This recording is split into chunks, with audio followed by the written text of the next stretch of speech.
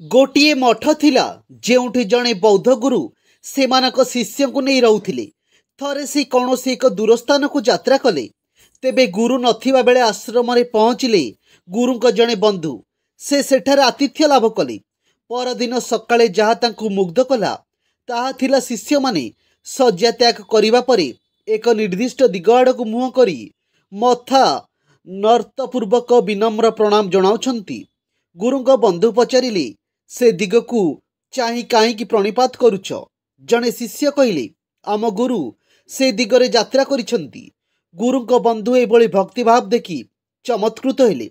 किंतु जहा तांको आहुरी विस्मित कला ताहा शिष्य माने थान अथान रे अटकी गछ पशुपक्षी सरोवर समस्तंकु प्रणिपात करुछंती। गुरुंक बंधु कहिले धन्य ए प्रकार शिक्षा।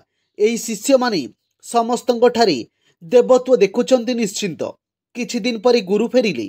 बंधुक सहित कथबार्ता हेला बेले बंधु एई प्रसंगटी उठाइले। से कहिले तुम शिष्य मानकु देखि मन पुरी गला।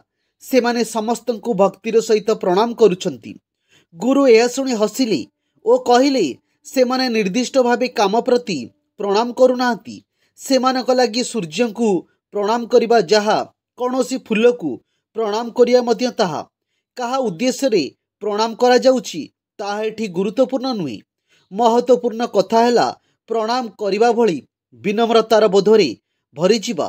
नई जानिबा हेउछि बड़ कथा एवं सेमाने नई जानिबाकू आचरणगत करिवार अभ्यास करुछंती।